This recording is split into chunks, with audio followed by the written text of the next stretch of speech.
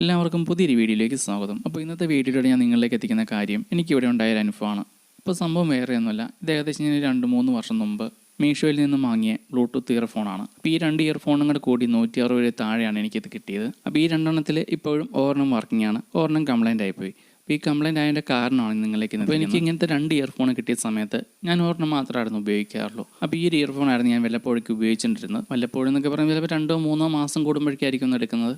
അതുപോലെ 2 ഒരെണ്ണം ഇതായിരുന്നു. അപ്പോൾ ഇത് ഞാൻ ഉപയോഗിക്കാറേ ഇല്ലായിരുന്നു. ഇത് വാങ്ങിയ സമയത്ത് 1-2 തവണയൊക്കെ ചാർജ് ചെയ്തൊന്ന് ഉപയോഗിച്ച് നോക്കും. പിന്നീട് അങ്ങനെ വലിയതായിട്ട് എടുക്കാറൊന്നുമില്ലായിരുന്നു. അങ്ങനെ കുറച്ച് ദിവസങ്ങൾക്ക് മുമ്പ് വീണ്ടും ഈ ഒരു സാധനം നമ്മുടെ കിട്ടിയ സമയത്ത് ഞാനിത് വെറുതെ ഒന്ന് ഓണാക്കി നോക്കി. ഓൺ ആകുന്നില്ലായിരുന്നു. അങ്ങനെ ചാർജ് കുത്തിയിട്ട് നോക്കി, ചാർജ് ഒന്നും കയറുന്നില്ല. അപ്പോൾ അങ്ങനെ നമ്മൾ അഴിച്ചു നോക്കിയ സമയത്ത് അതിൻ്റെ ഉള്ളിലെ ബാറ്ററിയുടെ അവസ്ഥ ഈ രീതിയിലായിരുന്നു. അപ്പോൾ ഈ കാണുന്നത് 3.7 വോൾട്ടിൻ്റെ ലിഥിയം പോളിമർ ബാറ്ററിയാണ്. ഈ ഒരു ബാറ്ററി ഇപ്പം ബൾജായിട്ടിരിക്കുകയാണ്. അതുപോലെ ചാർജ് നിൽക്കില്ല, ചാർജ് കയറുമൊന്നുമില്ല, കംപ്ലൈൻ്റ് ആയിപ്പോയി. നമ്മുടെ പഴയ ഫോണുകളിലൊക്കെ ബാറ്ററി ഇങ്ങനെ ബൾജാകുന്ന അതേ സെറ്റപ്പിൽ തന്നെ. അപ്പോൾ ഈ ഒരു ബാറ്ററി ഇങ്ങനെ കംപ്ലൈൻ്റ് ആകാനുള്ള കാരണം എൻ്റെ കയ്യിൽ നിന്ന് വന്ന ആ ഒരു ശ്രദ്ധക്കുറവ് കൊണ്ട് തന്നെയാണ്. അപ്പോൾ ഇങ്ങനെയൊക്കെയുള്ള ബാറ്ററി വരുന്ന ഏതൊരു ഉപകരണമാണെങ്കിലും ഇടയ്ക്ക് നമ്മൾ ഉപയോഗിക്കുന്നില്ലെങ്കിലും ഇടയ്ക്ക് ഒന്ന് ചാർജ് കുത്തുക, കുറച്ച് നേരമൊക്കെ ഓണാക്കി ഇടുക, ആ ബാറ്ററി ചാർജ് ചെയ്യുക, അതുപോലെ ഡിസ്ചാർജ് ചെയ്യുക.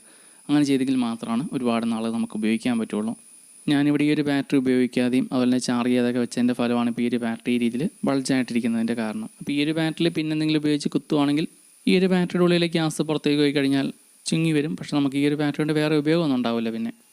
അപ്പോൾ ഈ 2 സെയിം ടൈപ്പ് തന്നെ ഇയർഫോൺ ആയിരുന്നു. പിന്നെ നമ്മളത് ഉപയോഗിച്ചിട്ടുണ്ടെന്ന് ഇപ്പോഴും കംപ്ലൈൻ്റ് ഇല്ലാണ്ട് നല്ല രീതിയിൽ വർക്ക് ചെയ്യുന്നുണ്ട്. ബാക്കി പിന്നെ വേറെ പ്രശ്നങ്ങളോ കാര്യങ്ങളൊന്നുമില്ല. ഞാനിവിടെ ഉപയോഗിക്കാതെയും അതുപോലെ ചാർജ് കുത്താതെ വെച്ച ഈ ഒരു ഇയർഫോണാണ് ഇപ്പോൾ കംപ്ലൈൻ്റ് ആയിപ്പോയത്. കംപ്ലൈൻറ്റ് എന്ന് പറഞ്ഞാൽ അതിൻ്റെ ബാറ്ററി കംപ്ലൈൻ്റ് ആയിപ്പോയി. വേറെ ബാറ്ററി റീപ്ലേസ് ചെയ്യുകയാണ്, ഇപ്പോഴും വർക്കിംഗ് ആണ്. അപ്പോൾ കാര്യം ഇത്രയേ ഉള്ളൂ. നിങ്ങളുടെയൊക്കെയുള്ള ഫോണുകളായിരിക്കും ചിലപ്പം, അല്ലെങ്കിൽ ഇങ്ങനെയുള്ള റീചാർജ് ചെയ്തതിന് ഉപകാരമായിരിക്കും. നിങ്ങൾക്കത് ഉപയോഗമില്ലെങ്കിൽ വല്ലപ്പോഴേക്കും ഒന്ന് ചാർജ് കുത്തി വെക്കുക. ചാർജ് കുത്തിയിട്ടാൽ മാത്രം പോരാ, നമ്മൾ വല്ലപ്പോഴും ഒന്ന് ഉപയോഗിക്കുകയും ചെയ്യണം. കുറച്ച് നേരമൊക്കെ ഓണാക്കി ഒന്ന് വർക്ക് ചെയ്യിക്കണം. അങ്ങനെയൊക്കെ ചെയ്തില്ലെങ്കിലും ബാറ്ററി ഈ രീതിയിൽ കംപ്ലൈൻ്റ് ആയി പോകാനുള്ള ചാൻസുകളുണ്ട്. അപ്പോൾ ഈ ഇയർഫോൺ നമ്മൾ വല്ലപ്പോഴൊക്കെ ഉപയോഗിച്ചിട്ടുണ്ട്, ഇപ്പോഴും കംപ്ലൈൻറ്റിലാണ്, നല്ല രീതിയിൽ വർക്ക് ചെയ്യുന്നുണ്ട്. അതുപോലെ നമുക്ക് ഈ ഒരു ബോർഡ് ഉപയോഗിച്ച് നമുക്ക് വേണമെങ്കിൽ ബ്ലൂടൂത്ത് മ്യൂസിക് പ്ലെയർ ഉണ്ടാക്കാം സിമ്പിളായിട്ട് തന്നെ. അപ്പോൾ അതിൻ്റെ ഡീറ്റെയിൽ ആയിട്ടുള്ള വീഡിയോ വേണമെങ്കിൽ കമൻറ്റ് ചെയ്താൽ മതി, നമ്മൾ അടുത്തൊരു വീഡിയോയിൽ ചെയ്ത് കാണിക്കും. ഈ റൗണ്ടിലെ ബാറ്ററി പോലെ കാണുന്നതാണ് മൈക്ക്.